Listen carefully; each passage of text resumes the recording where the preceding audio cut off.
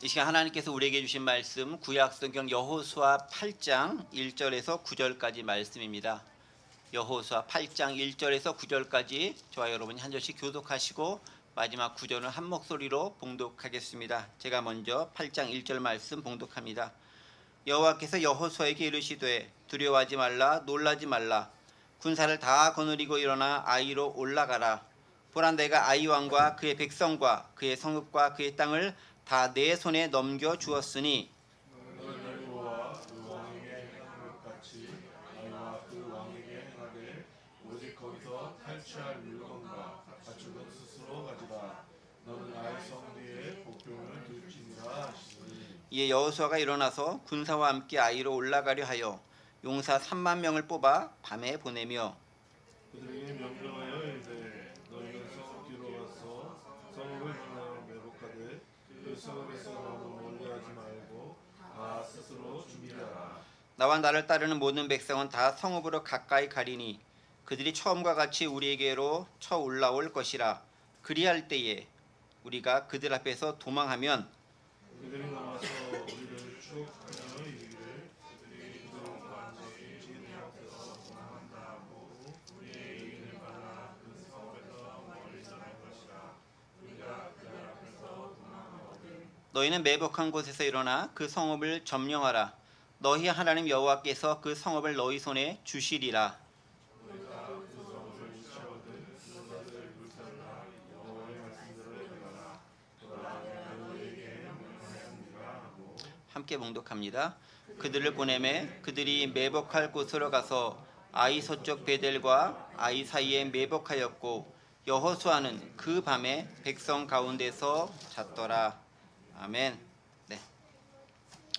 여호수아 8장에 있는 말씀을 가지고 함께 은혜를 나누도록 하겠습니다. 드디어 여호수아 7장에서 8장으로 넘어갔습니다. 지난 7장의 역사가 아간의 범죄와 그로 말미암아서 아이성 전투의 패배 그리고 아간의 잘못을 가리는 장면 그리고 공동체 회복되는 장면들을 기록하고 있는 본문이었습니다. 7장을 한 몇 주에 걸쳐서 한 달 이상 함께 살펴보면서 참 무척 어렵고 힘들다라는 생각을 많이 했습니다. 그 본문의 내용도 어렵고 힘들거니와 또 그런 것들과 더불어서 우리가 적용해 나가는 것들도 죄악된 모습과 어두운 모습이 가득하니까 참 쉽지 않은 우리 삶 가운데 적용되는 것이구나 그런 생각을 했습니다. 하나님의 은혜가 있음에도 죄악이 발생했다는 점에서 7장에는 말씀도 우리에게 여러 가지 교훈들을 많이 주는 것 같습니다. 지난 시간에 말씀 잠깐 좀 살펴보면요. 제비 뽑아서 아간이 범인으로 밝혀지는 장면이 있었습니다. 그 장면 가운데서 여호수아는 아간으로 하여금 그 죄를 순순히 자백하게 하기 위해서 아주 친근하게 부르죠. 호통치듯이 부르는 것이 아니라 내 아들아 청하노니라고 아주 부드럽고 온유하게 말하면서 그가 스스로 자복하게 만듭니다. 하나님 앞에 우리의 죄를 자복하는 것이 모든 문제의 해결의 가장 첫 번째 열쇠가 된다는 것 우리는 함께 생각해 봐야 됩니다. 자, 그렇다면 아간은 누구에게 죄를 범한 것일까요? 먼저는 하나님께 죄를 범한 것입니다. 왜냐하면 하나님께서 율법의 수여자가 되시기 때문이죠. 율법을 만드신 분이시고 율법을 주신 분이시기 때문에 모든 잘못은 거기서부터 비롯된다고 볼 수 있습니다. 두 번째 직접적인 것은 누굽니까? 역시 하나님께입니다. 왜 그렇습니까? 하나님의 것을 온전히 헤렘으로 처리하지 않고 내가 임의로 가져갔기 때문에 그러합니다. 하나님의 것 훔친 것이 직접적인 하나님께 지은 죄가 되겠죠. 또 그것은 간접적으로 이스라엘 공동체에 지은 죄가 되기도 합니다. 하나님께 지은 것뿐만 아니라 이스라엘 공동체가 아간으로 말미암아 그 아간과 더불어서 함께 나가야 되는데 그러지 못하고 그로 말미암아 죄악을 범했다는 점에서 이스라엘 공동체에게 아간이 또한 죄를 범하게 되는 그런 역사가 일어나게 되는 것이죠. 또 아간이는 죄를 혼자만 졌을까요? 그렇지도 않죠. 처음에 아간이 잘못해서 뭔가를 가져왔을 때는 아간만의 잘못인 것처럼 보일지 모르겠지만 그 아간이 물건을 가져온 다음에 그 가운데 있었던 그 가정에 있었던 집 사람 모두가 함께 그 일에 가담한 것을 우리는 생각해 볼 수 있습니다. 아간 혼자만의 잘못이 아니라 아버지가 잘못하게 되니까 그 아내와 그 가족들 모두가 함께 죄악의 구렁텅이에 떨어지게 되는 비극의 역사가 그 가운데 있었던 것이죠. 그래서 결국 그에 대한 징벌도 아간과 그 가족 모두가 받게 되는 우리는 가슴 아픈 장면들을 보게 됩니다. 가만히 보면 아간의 아버지와 그 할아버지 때까지는 무사하되 아간 가족 일가와 그 모든 소유물들이 다 진멸되어지고 불살라지고 돌에 맞는 것들을 발견하게 됩니다. 자, 그러면서 우리가 한 가지 중요한 것 생각할 것이 있죠. 어떻게 유혹을 통해 죄가 우리 가운데 들어오게 되는가에 대해서 지난 시간에 함께 생각해 봤습니다. 첫 번째는 뭐라 그랬죠? 보고라는 것이 있습니다. 보는 것이 유혹에 우리가 빠지는 가장 첫 번째 기회라겠습니다. 우리 유혹의 대부분 시각을 통해서 온다, 감각을 통해서 온다는 것이죠. 그러나 거기서 우리가 그칠 수 있으면 좋은데 그 다음 단계로 넘어가죠. 그것이 뭡니까? 마음의 작용입니다. 탐내다, 코베트라는 단어를 씁니다. 견물생심이죠. 본 것을 통해 마음의 작용이 생기고 마음이 넘어가게 되어 있습니다. 그렇게 마음이 일단 넘어가면 행동하는 건 시간 문제인 거죠. 그래서 세 번째 단계가 가져갔다, take라는 단어를 썼습니다. 즉 눈으로 보고 마음에 탐내어 손과 발이 움직이게 되는, 그래서 감각과 우리의 생각과 우리의 행동이 차례차례 연결지어져서 죄악을 범하는 장면들을 살펴보고 바로 그 각 단계마다 유혹을 끊을 수 있었음에도 그것을 하지 못한 인간의 연약함을 살펴보았습니다. 그것은 아간의 연약함뿐만 아니라 태초에 아담과 하와가 범죄했을 때도 똑같은 장면으로 하와가 유혹을 받았고 그것을 더하여 아담에게 건네었던 장면까지도 연결되어짐을 살펴보았습니다. 그런 죄악으로 말미암아 이스라엘 백성들은 슬픔과 애통에 빠질 수밖에 없었고 하나님의 저주가 놓일 수밖에 없었습니다. 바로 그 상황에서 하나님은 회복시키시는 방법을 택한 것이고 아간의 것을 처리함을 통해서 회복의 단계로 나아갑니다. 이제 그렇게 회복이 된 다음에, 문제가 해결된 다음에 본격적으로 다시금 이스라엘 백성들은 진격의 나팔과 진격의 행군을 진행해야 됩니다. 1절에 있는 말씀 시작하겠습니다. 여호와께서 여호수아에게 이르시되 두려워하지 말라, 놀라지 말라. 군사를 다 거느리고 일어나 아이로 올라가라. 보라, 내가 아이 왕과 그의 백성과 그의 성읍과 그의 땅을 다 내 손에 넘겨주었으니 라고 기록되어져 있습니다. 첫 번째 말씀에 이렇게 얘기죠. 여호와께서 여호수아에게 이르시되 두려워하지 말라, 놀라지 말라고 얘기합니다. 이 아간과 관련된 사건을 보면서 가장 먼저 하나님 앞에, 그리고 스스로가 낙담하고 당황하고 힘들었던 사람이 아마 여호수아가 아니었을까 싶습니다. 지도자이기 때문에 그러하겠지요. 그래서 여호수아는 가장 먼저 하나님께 엎드려 자복하고 하나님 앞에 꿇어 엎드린 자이기도 하지만 그 모습을 보고 하나님은 회복시켜 주시는 분이시기도 합니다. 오늘 본문에 하나님께서 어떻게 회복시켜 주시는가도 기록되어져 있습니다. 가만히 보세요. 여호와께서 여호수아에게 이르시되 두려워하지 말라, 놀라지 말라라고 1절에 얘기합니다. 여러분 이 말씀 기억하십니까? 두려워하지 말라, 놀라지 말라. 언제 이 말씀이 나왔죠? 처음에 여호수아 1장을 봤었을 때 하나님께서 처음 지도자로서의 길을 가고자 하는 여호수아에게 주셨던 말씀이 바로 이 말씀이었습니다. 여호수아 1장 9절에 있는 말씀이죠. 내가 네게 명령한 것이 아니냐. 강하고 담대하라. 두려워하지 말며 놀라지 말라. 네가 어디로 가든지 네 하나님 여호와가 너와 함께 하시느니라 라고 하면서 그 당시 처음에 당황하고 낙심하고 용기 없어하는 그 여호수아에게 주셨던 그 말씀이 두려워하지 말고 놀라지 말라라는 말씀이었습니다. 오늘도 그 말씀을 동일하게 주십니다. 영어로 보면 약간 다른 것처럼 보이지만 비슷하기도 합니다. 오늘 본문을 보면은 Do not be afraid, do not be discouraged라고 되어 있습니다. 두려워하지 말고 discourage, 즉 뭡니까? 용기를 저버리거나 낙심하지 말라라는 말이 들어가 있죠. 그런데 여러분 전에 봤을 때 여호수아 1장 9절에는 뭐라고 되어 있는지 아십니까? 조금 더 직접적으로 되어 있습니다. 강함과 담대하라, 두려워하지 말라는 말이 be strong and courageous라고 되어 있습니다. 강하라, 담대하라 라고 얘기합니다. 부정적인 것 가운데 얘기하는 것이 아니라 강하고 담대하라 얘기하고, 오늘 본문에서 뭐랍니까? 놀라지 말라, 두려워하지 말라라고 얘기합니다. 왜 그랬을까요? 왜 영어로 다르게 표현됐을까요? 이미 한 번의 실패와 실수를 통해서 여호수아는 아픔을 경험했기 때문에 그것을 위한 그 마음을 회복시켜 주고자 하는 하나님의 마음과 의미가 그 가운데 깔려져 있는 것이 아닌가 싶은 생각이 듭니다. 두려워하지 말고 놀라지 마는 것, 여러분 그것이 하나님께서 여호수아를 통해서 주시는 말씀이었고 여호수아를 회복시키려고 하시는 하나님의 은혜의 말씀이셨습니다.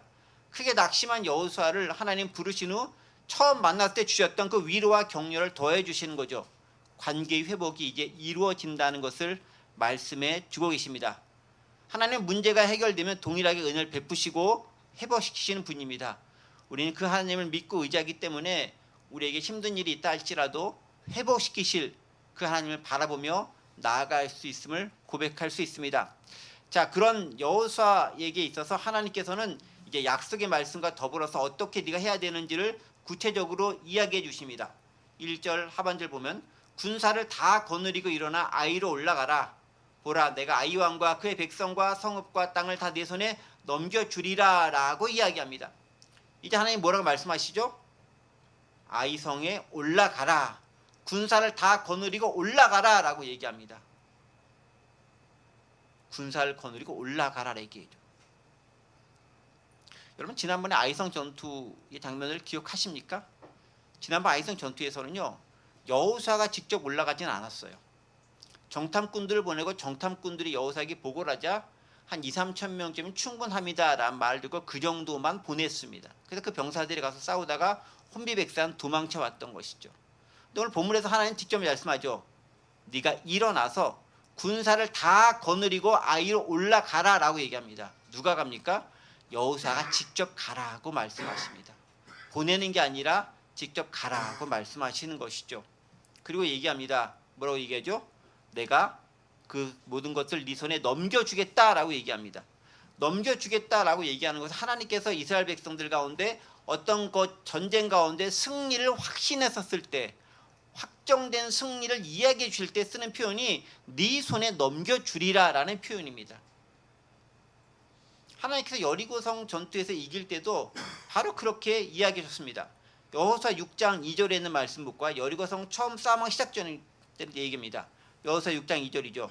여호와께서 여호수아에게 이르시되 보라, 내가 여리고와 그 왕과 용사들 내 손에 넘겨주었으니 라고 하면서 그 넘겨줬다는 선언을 듣고서 이스라엘 백성들은 여리고성을 공략하고 하나님의 도우심으로 이기고 승리하게 됩니다. 여기도 얘기하죠. delivered라는 단어를 씁니다. delivered Jericho into your hand. 네 손에 여리고를 넘겨주었다라고 이야기합니다. 하나님의 넘겨주시면 선언이 있었을 때 그 전쟁과 그 전투가 비로소 승리를 확신할 수 있는 것이라는 것을 우리는 다시 한번 발견합니다. 오늘 본문도 얘기하는 거죠. 하나님께서 말씀해 주시는 거죠.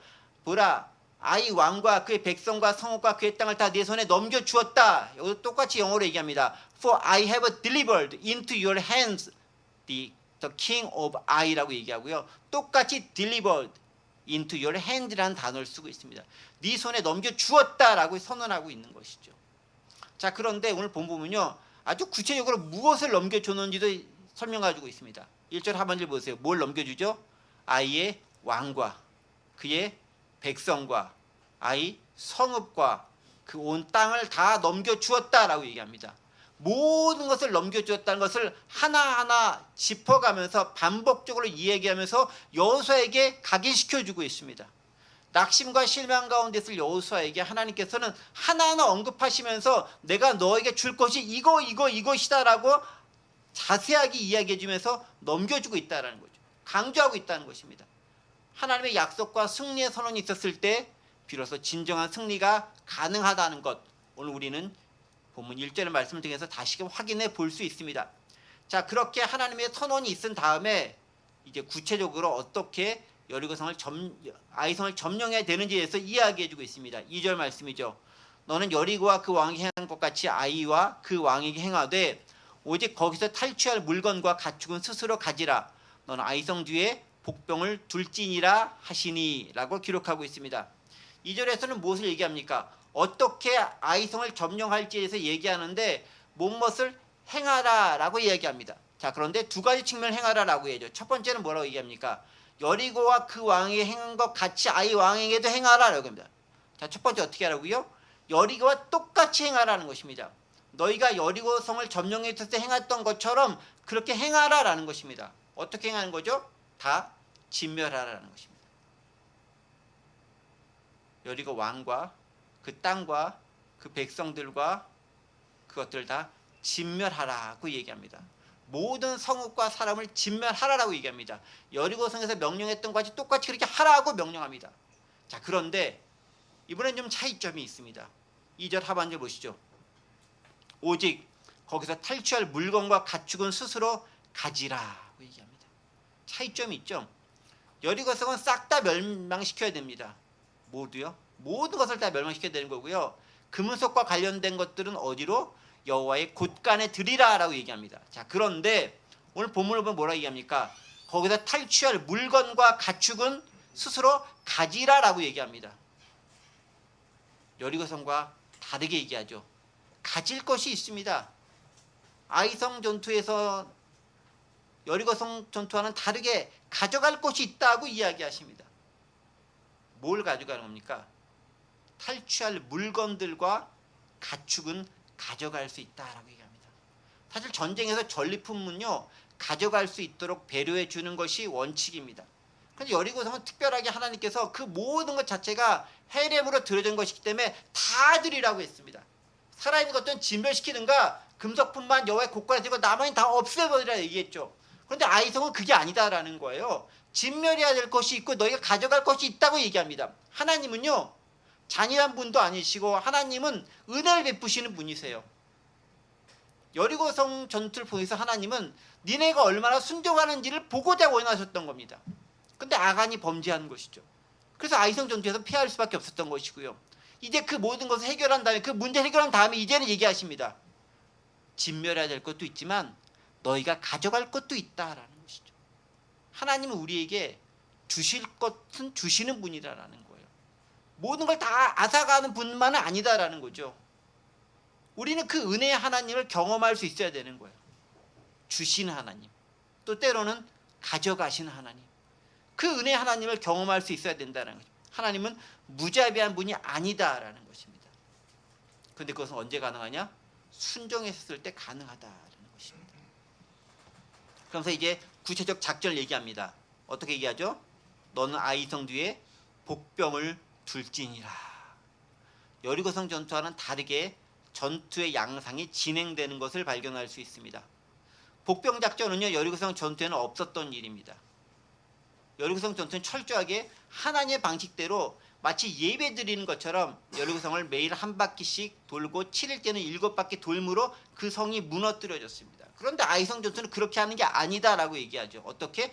복병 작전을 써라. 실제로 전투와 전쟁 상황에서 일어나는 너희들의 작전이 들어가야 한다고 얘기합니다. 모든 하나님의 일들이 여리고성 전투와 같은 형식으로 이루어지진 않는다라는 거예요. 우리는 모든 것들이 하나님께서만 다 하시는 것이기 때문에 가만히 우린 있어만 된다고 생각하기 쉽지만 그게 아니다라는 거예요. 우리가 해야 될 게 있고 하나님께서만 해야 되는 것이 구분되어져 있다는 거죠. 복병을 두라라는 것은 여리고성과는 다르게 아이성 전투에서 특별히 하나님께서 명령하신 바입니다. 이제부터는 하나님의 싸움에 이스라엘 백성들의 군사 작전도 투입이 된다라는 것이죠. 여러분, 그렇습니다. 하나님의 일은요, 하나님만 행하시는 게 아니에요. 하나님도 행하시지만 하나님은 인간의 재능과 능력과 그리고 인간의 생각과 인간의 여러 가지 가지고 있는 것들도 활용하신다라는 것입니다. 하나님 앞에 귀하게 쓰임받을 수 있다라는 것이죠. 언제? 쓰임받을 때에, 아무 때가 아니라 하나님께서 쓰임받고자 하는 바로 그 때에, 하나님의 때에 쓰임받는다라는 것입니다. 이 모든 것, 그러나 언제? 하나님께 순종한다는 것을 전제로 했었을 때 비로소 가능해진다는 것입니다. 자, 그러면 매복 작전을 어떻게 실행해야 되는가까지도 우리 하나님 아주 구체적으로 이야기해 주십니다. 그런 거 보면 참 구체적인 하나님을 우리는 발견할 수 있죠. 3절, 4절 말씀입니다. 이에 여호수아가 일어나서 군사와 함께 아이로 올라가려 하여 용사 3만 명을 뽑아 밤에 보내며 그들에게 명령하여 이르되 너희는 성읍대로 가서 성읍을 향한 매복하되 그 성읍에서 너무 멀리하지 말고 다 스스로 준비하라 라고 얘기하면서 어떻게 매복을 해야 되는지까지도 구체적으로 이야기하고 있습니다. 자, 어떻게 이야기합니까? 이에 여호수아 일어나서 군사와 함께 아이로 올라가려고 하여 용사 3만 명을 뽑아 밤에 보냈다라고 얘기합니다. 누가 가죠? 여호수아가 갑니다. 지난번 아이성 전투 때는 1차 아이성 전투 때는 여호수아는 가지 않은 이번 여호수아도 같이 갑니다. 자, 그런데 차이가 뭐가 있습니까? 용사 몇 명 뽑으라고 했죠? 3만 명을 뽑습니다. 지난번 아이성 1차 전투 때는 몇 명이 갔죠? 2, 3천 명이 갔습니다. 그냥 2, 3천 명입니다. 그런데 오늘 본문에 뭐라고 쓰여져 있죠? 용사 3만 명이라고 되어져 있습니다. 용사 3만 명. 그냥 3만 명이 아니라 특별한 용사, 전문적으로 훈련받은, 예를 들면 우리로 따지면 이런 거죠. 그냥 군인들 3만 명이 아니라 특전대 혹은 해병대와 같은 특수훈련을 받은 특전사들 3만 명 뽑아서 보내라라는 거예요. 특별한 사람들을 보내라는 거예요. 그래서 얼마만? 3만 명을 보내라는 거예요. 지난번에 2, 3천 명의 10배나 되는 사람을 특별히 훈련받은 사람들을 보내라라는 거예요. 다르죠? 대충 했었던 지난번과는 다른 모습으로 진행되어져 있는 것을 발견할 수 있습니다. 그리고 이게 아주 구체적으로 얘기합니다. 어떻게 하라고? 성읍대로 가서 성읍을 향해 매복하되 성읍에서 너무 멀리 가지도 말고 다 스스로 준비하라. 성읍 근처에서 매복하는데 너무 멀리도 말고 적당한 곳에서 매복하라고 얘기합니다. 그런데 그 다음 구절이 재밌는 구절이 있어요. 4절 하반절 보세요. 뭐라고 되어 있습니까? 그 성에 너무 멀리 하지 말고 다 스스로 준비하라라고 얘기합니다. 다 스스로 준비하라라고 얘기합니다. 스스로 준비하는 것이 필요하다라는 거죠. 하나님은 우리로 하여금 가만히 있는 것이 아니라 준비하고 계획하게 하는 부분들도 요구하신다라는 것입니다. 하나님의 싸움이지만 우리들 역시 준비할 것이 있다라는 거죠. 작은 것 하나에도 최선을 다하는 모습들을 오늘 본문을 통해서 발견할 수 있습니다. 우리에게 주시는 교훈의 말씀드린 것 같습니다. 우리는 얼마나 하나님이 하는데 최선을 다하고 잘 준비하며 해나가고 있는지 우리 자신 한번 돌이켜 봐야 될 것 같습니다. 자, 그리고 계속 이어져서 이야기합니다. 5절 보죠. 나와 나를 따른 모든 백성 다 성읍으로 가까이 가리니 그들이 처음과 같이 우리에게 쳐 올라갈 것이라. 그리할 때 우리가 그들 앞에 도망하면 6절 그들이 나와서 우리를 추격하여 이르기를 그들이 처음과 같이 우리 앞에 도망한다 하고 우리의 유인을 받아 그 성에서 멀리 떠날 것이라. 우리가 그들 앞에 도망하거든 7절 너희는 매박한 곳에서 일어나 그 성읍을 점령하라. 너희 하나님 여호와께서 그 성을 너희 손에 주시리라. 어떤 작전입니까? 매복 작전을 성실하게 수행하기 위해서는, 성공적으로 이끌기 위해서는 유인 작전이 필요한 것이죠. 마치 1차 때 이스라엘 백성들이 대충 싸우러 갔다가 도망하여 나왔던 것처럼 그와 비슷한 장면을 연출하려는 것입니다. 그래서 이스라엘 백성들이 여호수아의 지도하에 아이성에 올라가게 되는 거죠. 올라가게 되되 대충 하는 것처럼 보이는 것을 통해서 1차 때와 마찬가지로 아이성 사람들이 방심해서 그들을 쫓아오기 위해서 따라오도록 병사를 내보내도록 만드는 작전을 발견할 수 있습니다. 노량해전을 보면 하객진 작전을 쓰지 않습니까? 똑같은 것을 알지만 매복 작전이라는 측면에 상당히 비슷하게 진행되고 있는 것을 발견할 수 있습니다. 자, 그런 이 작전이 하나님께서 여호수아를 통해서 직접적으로 지시해 주시는 작전이었다라는 거예요.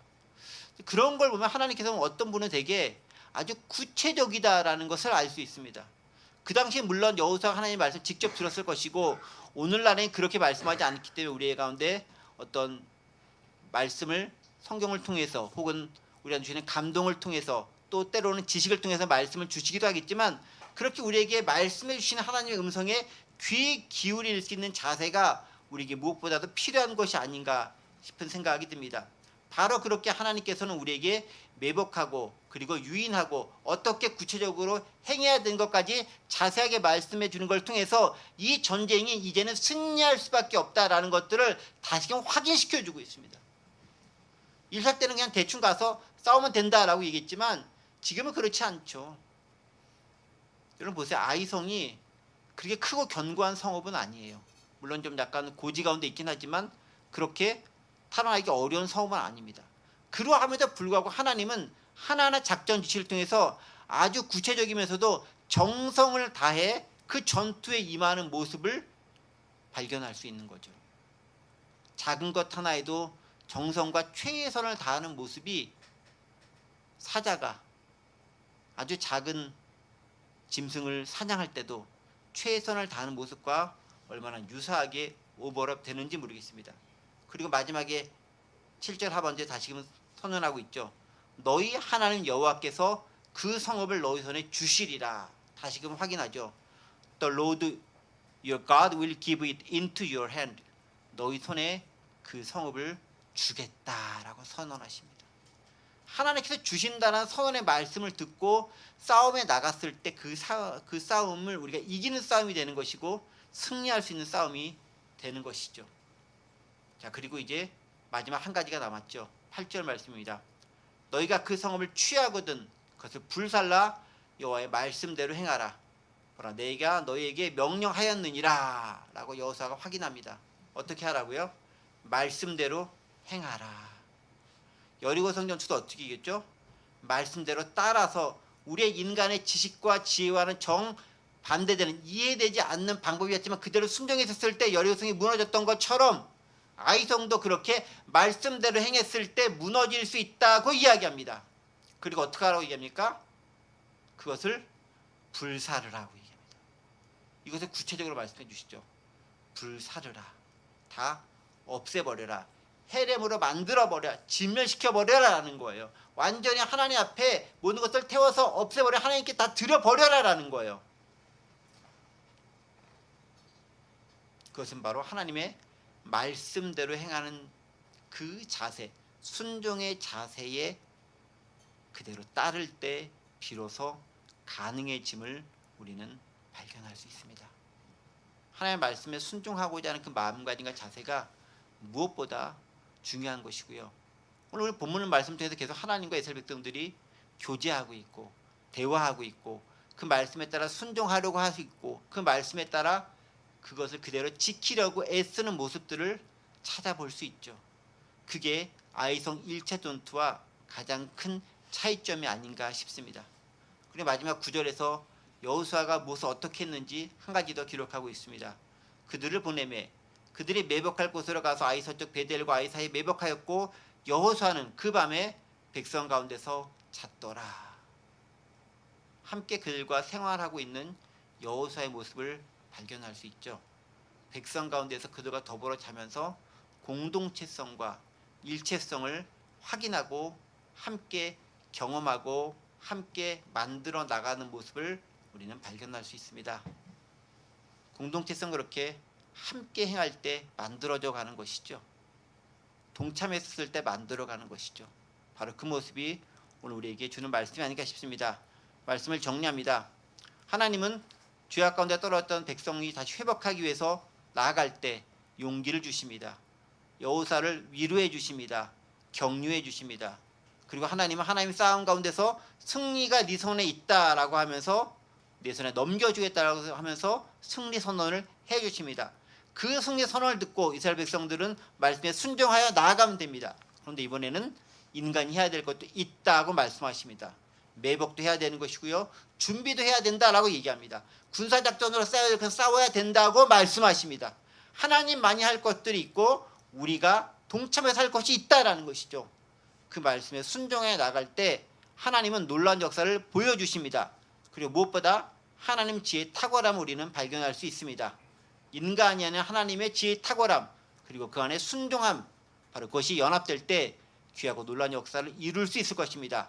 함께 은혜를 경험해 나갈 수 있는 저 여러분 되길 원합니다. 기도하겠습니다. 은혜와 사랑의 하나님 아버지 감사합니다. 오늘 아이성 2차 전투를 준비하며 여호수아와 여호와 하나님의 말씀을 나눈 장면들을 함께 살펴보았습니다.